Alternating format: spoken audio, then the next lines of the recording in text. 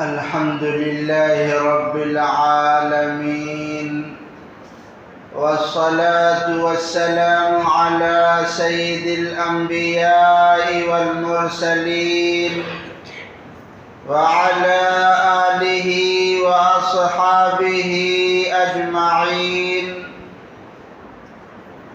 أما بعد، فأعوذ بالله من الشيطان الرجيم. بسم الله الرحمن الرحيم.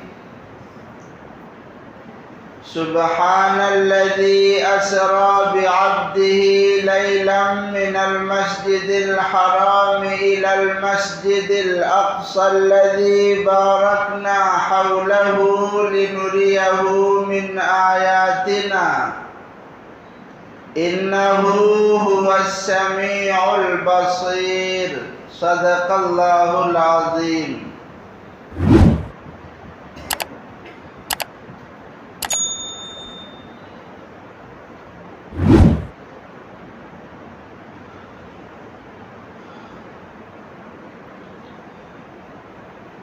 اللہ تبارک و تعالی نے یہ کائنات بنائی ہے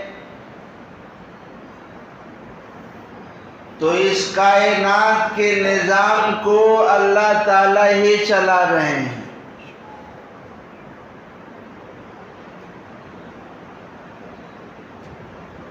اللہ کے علاوہ کوئی نہیں ہے جو اس کائنات کے نظام کو سنبھال سکے.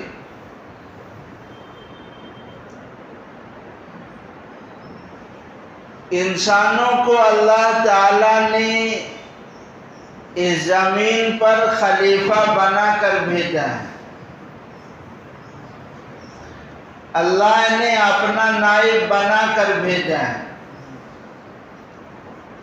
نائب کا کام ہے کہ جب جیسا اللہ کا حکم ہو ویسے ہی کام کیا جائے.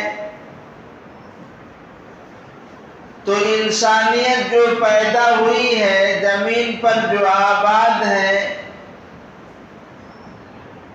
یہ دو حصوں میں ہے. چونکہ بات چل رہی ہے جناب محمد رسول اللہ صلی اللہ علیہ وسلم کی سیرت کی، آپ کا تذکرہ چل رہا ہے. آپ نے سنا، بات پہنچی ہے حضور اقدس صلی اللہ علیہ وسلم کو کن کن تکالیف کا سامنا کرنا پڑا.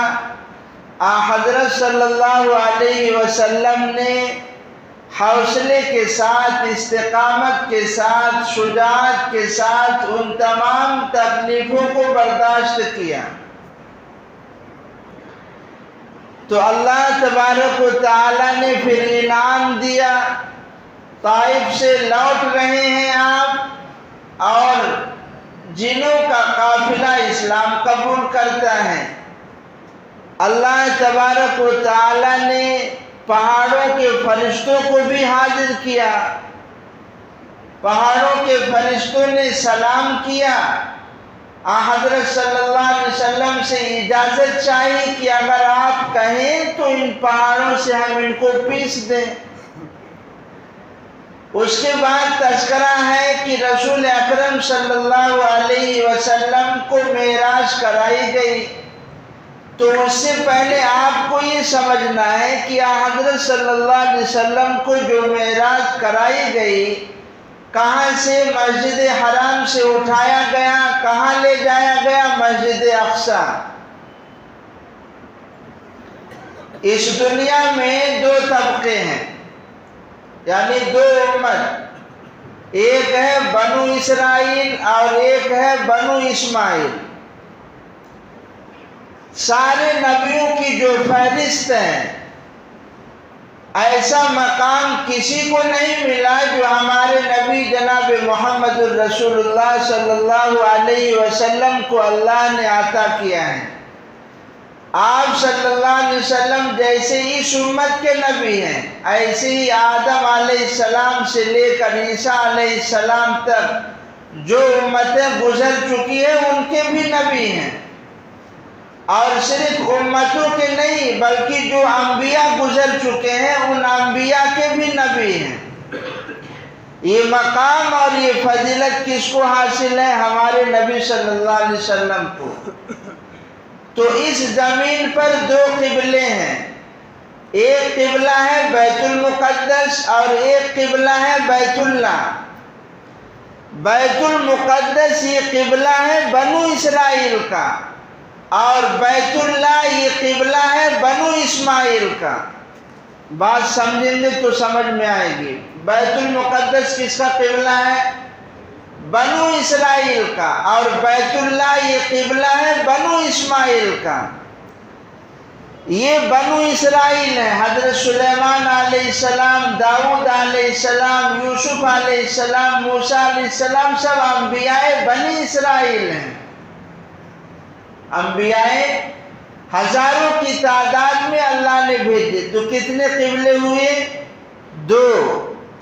ایک ہے بنو اسرائیل کا قبلہ بیت اللہ، اور ایک ہے بنو اسماعیل کا قبلہ، اور بیت المقدس بنو اسرائیل کا قبلہ، اور بیت اللہ بنو اسماعیل کا قبلہ۔ اسماعیل علیہ السلام یہاں آباد ہوئے۔ قرآن پاک پڑھیں گے آپ تو رسول اکرم صلی اللہ علیہ وسلم نے کچھ دن کے لیے، کچھ مہینوں کے لیے آپ نے نماز پڑھی ہے بیت المقدس کی طرف منہ کر کے۔ یہ بیت المقدس کی طرف آپ نے جو منہ کر کے نماز پڑھی ہے، پھر نماز ہی کی حالت میں آیت نازل ہوئی ہے کہ آپ اپنا رخ بیت اللہ کی طرف پھیر دیجئے۔ یہ کیوں ہوا؟ یہ قبلہ جو بیت المقدس بنو اسرائیل کا ہے، ادھر آپ نے نماز پڑھی، کیوں؟ جب بیت اللہ ہمارا قبلہ ہے تو بیت المقدس کی طرف آپ نے نماز پڑھی، آپ کی گواہی باپ کے خلاف قبول نہیں کی جائے گی۔ بیٹا اگر گواہی دے باپ کے حق میں تو قبول نہیں کی جائے گی، یا اگر کوئی دشمن اپنے دشمن کے خلاف گواہی دے تو اس کی بھی گواہی قبول نہیں کی جائے گی۔ سمجھ میں آ رہی ہے بات کہ نہیں؟ یعنی کسی سے زیادہ محبت ہو اور وہ آدمی گواہی دے تو اس کی گواہی قبول نہیں۔ دوسرا دشمنی اگر ہے اور وہ گواہی دے تو اس کی گواہی قبول نہیں۔ اتنی بات سمجھے؟ رسول اب یہ بھی سمجھیے کہ اس امت کو اللہ تعالیٰ گواہ بنائیں گے۔ کل قیامت کے دن جب پوچھا جائے گا، انبیاء جب کہیں گے کہ ہم نے اللہ کا پیغام پہنچا دیا، یہ امت کھڑی ہو کر گواہ بنے گی کہ ہاں نوح علیہ السلام نے، داؤد علیہ السلام نے رسالت کا حق ادا کیا اور اپنے امتیوں کو پیغام پہنچایا ہے۔ یہ امت گواہی دے گی۔ آپ پڑھیں گے تو وہ امت یہ نہیں کہے گی کہ تم تو ہمارے دشمن ہو، تم تو ہمارے ایسے ہو ایسے ہو۔ وہ امت کہے گی آپ لوگ تو تھے نہیں، کیسے آپ گواہی دے رہے ہیں؟ تو امت کہے گی ہم تو تھے نہیں، لیکن ہمارے کلام میں، اللہ کا جو کلام ہے قرآن مجید، اور ہمارے نبی نے ہم کو بتایا تھا۔ یہ امت اعتدال پر آ جائے۔ کس پر آ جائے؟ اعتدال پر۔ مطلب آج یہودی لوگ یا عیسائی لوگ ہمارے نبی صلی اللہ علیہ وسلم کو برا بھلا کہتے ہیں، ان کو نہیں مانتے، دشمنی رکھتے ہیں، ہماری کتاب سے دشمنی رکھتے ہیں۔ لیکن آپ بتائیے اتنے لوگ بیٹھے ہیں، کیا کسی کی جرأت ہے کہ عیسیٰ علیہ السلام کے خلاف زبان کھول سکے؟ کسی کی جرأت ہے کہ اللہ نے جو کتاب توریت، انجیل یا اور کتابیں نازل فرمائی اس کو جھٹلا سکے؟ آپ جھٹلائیں گے یا انکار کریں گے، یا کسی نبی کی شان میں گستاخی کریں گے، ایمان آپ کا ختم ہو جائے گا، ایمان سے نکل جائیں گے۔ لیکن یہود و نصارہ دشمنی رکھتے ہیں، ہمارے کلام کو، اللہ نے جو کتاب اس کو نہیں مانتے، ہمارے انبیاء کو نہیں مانتے۔ سارے نبیوں سے ہم کو محبت ہے، لیکن سب سے زیادہ رسول اکرم صلی اللہ علیہ وسلم سے ہے۔ بات سمجھ میں آ رہی ہے؟ اس امت کو اعتدال پر لانے کے لیے، تاکہ اس کی گواہی قیامت کے دن معتبر ہو جائے، چند مہینہ رسول اکرم صلی اللہ علیہ وسلم نے بیت المقدس کی طرف منہ کر کے نماز پڑھا ہے۔ سمجھ میں آئی بات اتنا؟ اب رسول اکرم صلی اللہ علیہ وسلم کا جب یہ دو قبلہ ہے، ایک ہے بیت المقدس جو فلسطین میں ہے، اور یہ کیا ہے؟ بیت اللہ۔ یہ جو معراج کا واقعہ ہے، اللہ نے بیت اللہ سے اٹھایا، پہنچایا کہاں؟ بیت المقدس۔ قرآن پاک آپ پڑھیں گے، اللہ تبارک و تعالیٰ نے بنی اسرائیل یعنی یہود و نصارہ کے متعلق کہا ہے کہ ہم نے ان کو ساری دنیا پر فضیلت دی تھی۔ کس کو؟ بنو اسرائیل کو۔ لیکن اب ان کی حالت یہ ہے کہ اللہ تعالیٰ سب سے زیادہ یہود و نصارہ سے ناراض ہیں۔ سب سے زیادہ کس سے ناراض ہیں؟ یہود و نصارہ سے ناراض ہیں۔ اس کی وجہ کیوں ناراض ہے اللہ تعالیٰ؟ نمبر ایک، ان لوگوں نے اللہ کی بات نہیں مانی، اللہ کی بات کو نہیں مانا۔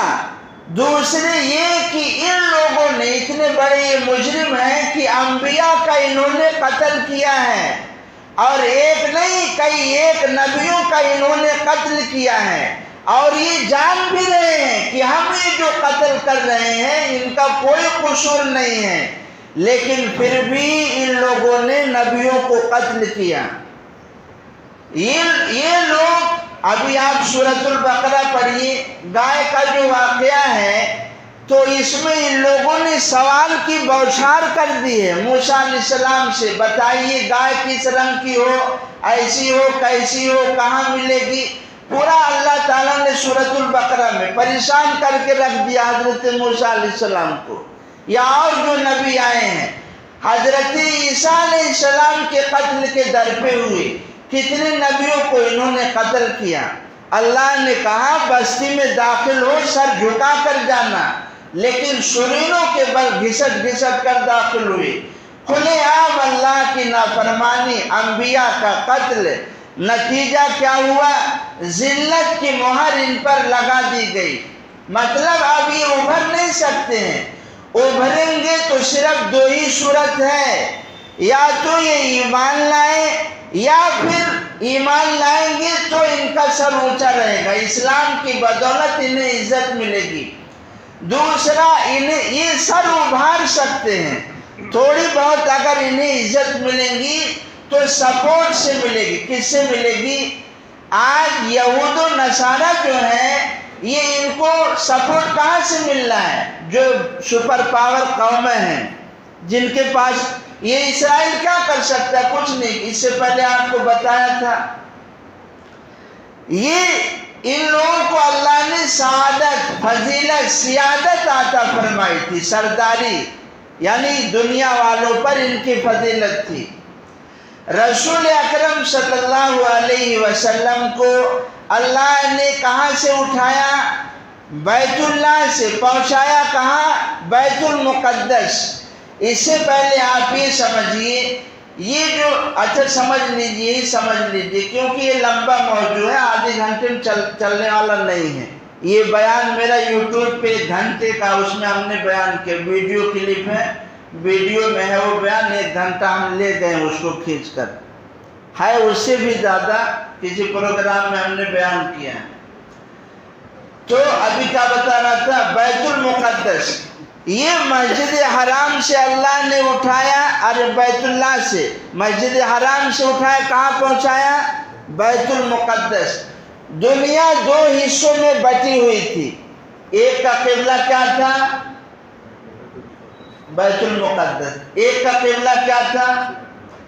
یہ دنیا جو 2 حصوں میں بٹی ہوئی تھی، واقع معراج نے پوری دنیا کو ایک پلیٹ فارم پہ لا کر کھڑا کر دیا، پوری دنیا کو ایک پلیٹ فارم پہ لا کر کھڑا کر دیا اور اشارہ دے دیا گیا، اے بنو اسرائیل، قرآن پڑھیں گے آپ نے تو ان کا آج بھی یہ دعویٰ ہے، نحن ابناء اللہ و احباؤہ، ہم اللہ کے لاڈلے ہیں، ہم کیا ہیں؟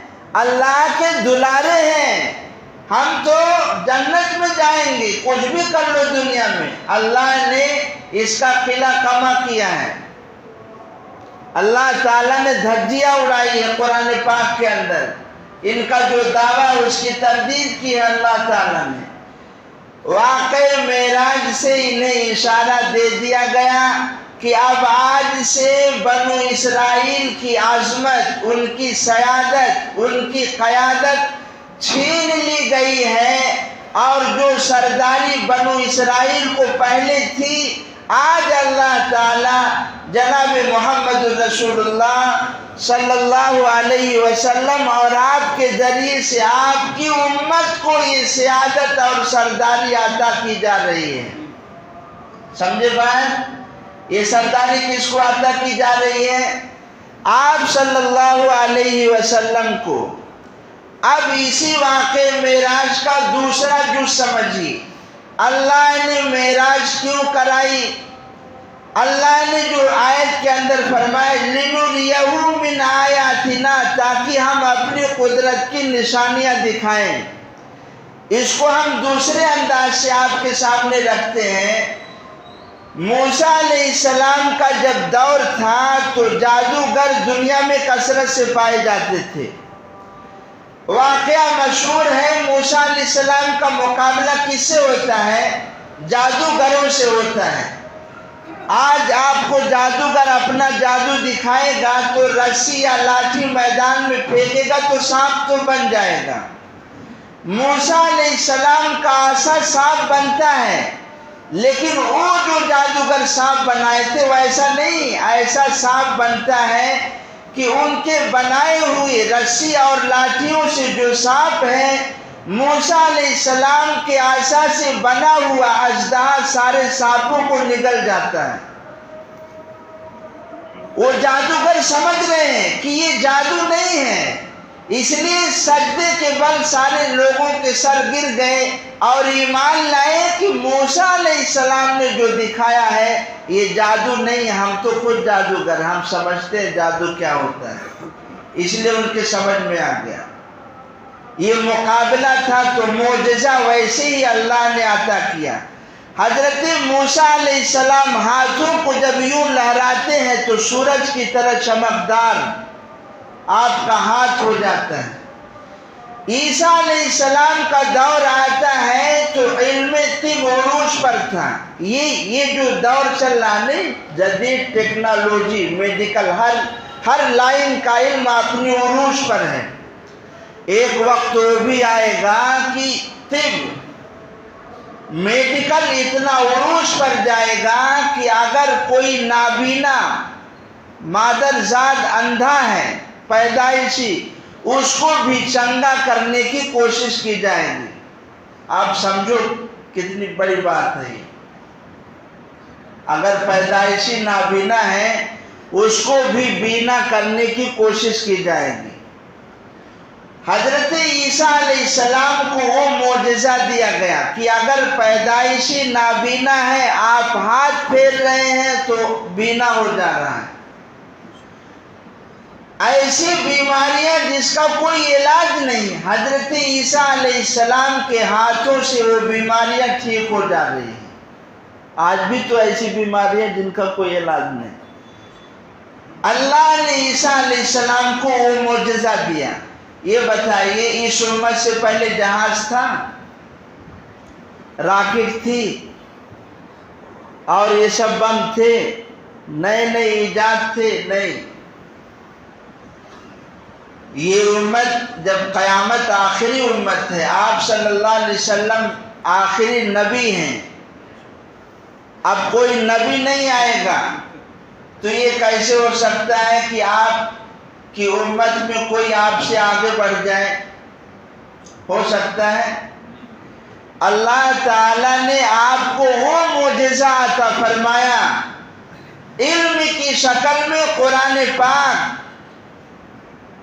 یعنی علم اپنی کتنی ہی انتہا کو پہنچ جائے، قرآن پاک کی شکل میں اللہ نے علمی معجزہ عطا فرمایا کہ سارے لوگوں کے علوم قرآن کے سامنے سر جھکا دیں گے۔ آپ اگر پڑھیں گے قرآن پاک کی تفسیر تو آپ کو سمجھ میں آئے گا عرب کے لوگ کیسے تھے، پڑھے لکھے نہیں تھے۔ ادھر ایک طاقت ہے قیصر و کسریٰ کی، جن کے پاس دولت تو ایسی آج امریکہ کے پاس بھی نہیں ہوگی، سپر پاور تھے ہر اعتبار سے۔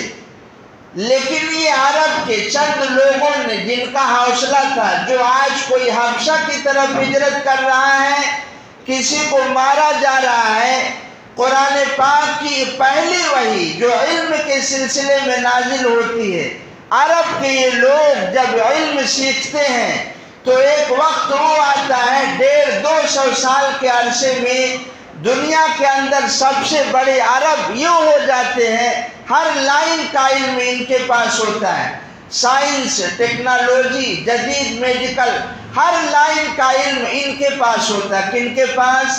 عربوں کے پاس۔ آج بھی آپ عربوں کی کتابیں دیکھیں گے، عربی لوگوں کی، میڈیکل جدید ٹیکنالوجی میں ایسے علوم جو انہوں نے لکھ کر چلے گئے، چاہے وہ حکمت ہو، ہر لائن کا کتابیں ہیں بڑی بڑی عرب علماء نے جو لکھا ہے۔ یہ کیسے انہیں مقام ملا؟ اتنا عروج ملا کہ قیصر و کسریٰ ان کے قدموں میں آ گئے، اور صدیاں بیت گئیں، صدیاں گزر گئیں کہ ساری دنیا کے لوگ ان کے پیچھے چلتے تھے۔ پھر ایک وقت وہ آیا کہ جب ہم نے علم کو سیکھنا چھوڑ دیا،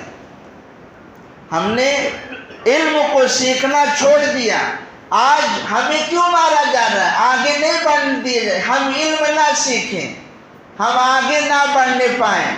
آج اسکولوں میں، کالجوں میں ہماری اتنی وہ نہیں ہے جتنا ان کو فیسلٹی ملتی ہے۔ یہ آپ سمجھیے، یہ ان کی چال ہے تاکہ مسلمان آگے نہ بڑھنے پائے۔ علم کی شکل میں معجزہ اللہ نے قرآن پاک کا عطا فرمایا۔ اللہ کو معلوم تھا کہ ایک وقت وہ آئے گا کہ جب یہ دنیا کے رہنے والے لوگ شاید پر پہنچنے کی کوشش کریں گے، اور سرعت یعنی تیزی، آپ یہاں سے آپ سعودی جائیں گے کتنا گھنٹہ لگتا ہے؟ 4.5 گھنٹہ لگتا ہے۔ لیکن آپ واقع معراج میں دیکھیں گے رات کے چند حصوں میں اللہ نے بیت اللہ سے اٹھایا، مسجد اقصی پہنچایا، پھر وہاں سے 7 آسمان، ایک آسمان کی موٹائی جو ہے نہیں 500 سال کی مسافت کے بقدر ہے، پھر پہلے آسمان سے دوسرے آسمان تک 500 سال کی مسافت کے بقدر ہے، اتنا فاصلہ ہے۔ رات کے تھوڑے سے حصوں میں، ابھی جب دجال آئے گا نا، جب دجال آئے گا تو اس کے بارے میں جو آپ حدیث پڑھیں گے کہ 40 دن رہے گا، لیکن پوری دنیا کے اندر کوئی گاؤں، کوئی شہر، کوئی بستی اس سے بچے گی نہیں جہاں وہ نہ جائے۔ مسجد حرام، مدینہ منورہ، یہ سب کو چھوڑ کر، مکہ مدینہ کو چھوڑ کر، یا بیت المقدس کو چھوڑ کر، یا مسجد سینا، 4 مسجد، یہ بھی ایک روایت میں، ان 4 مسجدوں کے علاوہ دجال نہیں جائے گا۔ کیا ہوگا اس کے پاس؟ جو حدیث پاک میں فرمایا گیا کہ اس کے پاس سواری جو ہوگی، جس کے جو گدھا ہوگا، جس کے کانوں کے درمیان 70 یا 40 ہاتھ کا فاصلہ ہوگا۔ کوئی گدھا ہے ایسا؟ دیکھ رہے ہیں؟ اس لیے علماء نے لکھا اپنے اپنے حساب سے کہ ہو سکتا ہے ایسے جہاز بن جائیں، یا جیسے جہاز ہے آج بچھو کی شکل میں آ رہے ہیں، کسی اور شکل میں ہو سکتا، گدھے کی شکل میں کوئی جہاز بن جائے، اور جن کے یا تو پھر اللہ کی قدرت ہے کہ اللہ اس وقت کوئی گدھا ایسا پیدا فرمائے، لیکن اس کی تیز رفتاری جو حدیثوں میں ہے، آپ وہ سمندر میں گھسے گا نہیں، سمندر میں جب وہ گھسے گا تو اتنے آسانی سے وہ پار ہو جائے گا جیسے ہم اپنے گھوڑے کو کسی گٹر میں گھسائیں اگر تو کچھ فرق پڑے گا؟ وہ سمندر میں، بڑے بڑے سمندروں میں وہ گھسے گا، کیا ہوگی اس کے پاس جدید ٹیکنالوجی؟ میڈک کی جو کھال ہوتی ہے، میڈک جانتے نہیں، اس کی کھال دیکھے ہیں سکڑی ہوئی، زمین کو ایسے ہی اس کے لیے کر دیا جائے گا۔ کس کے لیے؟ دجال کے لیے زمین کو سمیٹ دیا جائے گا، اور اتنے کم عرصے میں جگہ۔ اب وہ کیا ہوگی؟ میرا کام ہے ایمان لانا، آپ کا کام ہے ایمان لانا، ہمارے نبی نے جو فرما دیا ہے وہ ہو کر رہے گا، اتنا سمجھ لیجیے۔ قرآن پاک میں اللہ نے جو کہا ہے وہ ہو کر رہے گا، احادیث میں آپ کا جو فرمان ہے وہ ہو کر رہے گا، نہ ایک انچ ادھر نہ ایک انچ ادھر۔ آگے دیکھتے ہیں کیا ہونے والا ہے، لوگ محنت کر رہے ہیں، دجال کے آنے کا راستہ ہموار کر رہے ہیں، کیا ٹیکنالوجی آگے بنے گی، آگے یہ کہاں تک پہنچیں گے؟ کیونکہ آپ کو معلوم ہے آسمان کتنے ہیں، زمین کتنی ہے، تو کچھ مفسرین کی یہ بھی رائے ہے کہ یہ 7 زمینیں کہاں ہیں، کچھ مفسرین کی ابھی یہ چاند پر پہنچے ہیں، ہو سکتا ہے خلا میں کوئی ایسی دنیا بھی ہو 7 وہاں تک یہ پہنچے، ورنہ اکثر مفسرین کی رائے یہی ہے کہ 7 زمینوں کے جو طبقے ہیں وہ نیچے ہیں۔ کدھر ہیں؟ یہ پہلی زمین ہے، اور ہر زمین پر اللہ کی مخلوقات ہیں۔ قربان جائیے اللہ تعالیٰ نے وہ مقام ہمارے نبی جناب محمد الرسول اللہ صلی اللہ علیہ وسلم کو اللہ تعالیٰ نے وعدہ کیا ہے کہ یہ دنیا والے اپنی محنت سے جہاں تک پہنچنا چاہیں پہنچ جائیں، ہمارے نبی کو اللہ نے پہلے ہی اس مقام تک پہنچا دیا ہے جہاں کوئی نہیں پہنچ سکتا، اور چند گھنٹوں میں، چند وقتوں میں، رات کے چند لمحوں میں اللہ نے مسجد حرام سے مسجد اقصیٰ جو مہینوں کی مسافت ہے اللہ براق پر پہنچاتے ہیں، پھر وہاں سے مسجد اقصیٰ پہنچاتے ہیں۔ ہے کسی کی طاقت؟ یہ معجزہ ہے تسخیر کائنات کا۔ کس کا معجزہ ہے؟ اس کو بولتے ہیں تسخیر کائنات۔ آج انسانوں نے دریا کو اپنے کنٹرول میں کر لیا ہے، آج بڑی بڑی کشتیاں دیکھو سمندر میں گھوم رہی ہیں، فضاؤں میں طیارے ہیں، فضاؤں میں راکٹ ہیں، یہ لوگ محنت کر رہے ہیں۔ کیا ہوگا آگے ہم کو نہیں معلوم، ہم کو آگے کیا ہوگا نہیں معلوم، لیکن جو آپ کا فرمان ہے وہ 100% صحیح ہے، ہمارا ایمان ہے۔ ہو سکتا ہے ان کی آگے کی محنت ہو، ٹیکنالوجی آگے بڑھے اور ایسا کوئی مشین یا جہاز بنا دے جس پر سوار ہو کر دجال 40 دن میں، کہتے نہیں حدیث میں کہ اس کا ایک دن 1 سال کے برابر ہوگا، ایک دن، اور اس میں 1 سال کی نماز بھی پڑھی جائے گی، ہے 1-2 سال ہوگا، 1 سال کی۔ رسول اکرم صلی اللہ علیہ وسلم کو علم کا وہ معجزہ عطا فرمایا جو سب کو مات دے دے، اس کے سامنے کسی کی کچھ نہ چل سکے، سب کو نیچا دکھایا جا سکے، وہ معجزہ ہے علم کا قرآن مجید، اور تسخیر کائنات کا معجزہ ہے معراج۔ تسخیر کائنات کا معجزہ کیا ہے؟ معراج۔ رات کے حصے میں قرآن پاک پڑھی، اللہ تعالیٰ نے ارشاد فرمایا سبحان الذی اسریٰ، پاک ہے وہ ذات جو لے گیا اپنے بندے کو رات میں مسجد حرام سے مسجد اقصیٰ، الذی بارکنا حولہ، جس کے ارد گرد ہم نے برکتیں رکھی ہیں۔ آج زیتون جو ہم کھاتے ہیں دنیا کے مختلف حصوں میں، لیکن کثرت سے پھل فروٹ میوے زیتون انجیر سرسبز و شاداب علاقہ کہاں ہے؟ شام میں، یہ فلسطین وغیرہ. یہ مادی حساب سے دنیاوی حساب سے جو برکت تو ہے ہی، روحانی اعتبار سے بھی برکت ہے کہ ہزاروں نبیوں کا یہ قبلہ رہا ہے. کون سا؟ بیت المقدس. اتنی بات سمجھے آپ؟ گھمایا ہوں جو ادھر ادھر سمجھے، کچھ سمجھ میں آیا؟ چچا آیا نا؟ انشاءاللہ. اب اسی پہ ہم لمبا بیان ہے، آگے کی بات اس میں ہم بتائیں گے آپ کو کہ آپ کو یہاں سے اٹھایا تو راستے میں آپ نے کیا دیکھا. یہ سب تذکیر کائنات پھر آگے چلیں انشاءاللہ آپ کے سامنے بات آئے گی. لیکن جو میں سمجھایا وہ سمجھ میں آئے، عقل میں بیٹھی بات. کوئی کیا بولتے ہیں اس کو، ڈائلاگ نہیں مار سکتا ہے کہ ہم چاند پہ پہنچ گئے. ٹھیک ہے، آگے کی بات آئے گی انشاءاللہ. اللہ تعالیٰ سمجھنے کی، عمل کرنے کی. اس میں ایک رخ یہ بھی دیکھیے بھائی، رونے کی بات ہے، ہنس لو. رونے کی بات ہے کہ اتنا اولو العزم پیغمبر اللہ نے ہمیں عطا فرمایا لیکن ہم قدر نہیں کر رہے ہیں.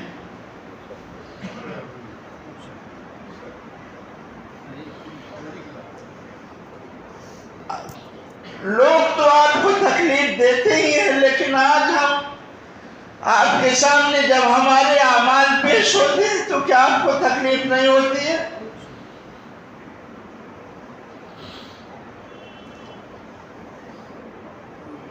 یہ رونے کا مقام ہے.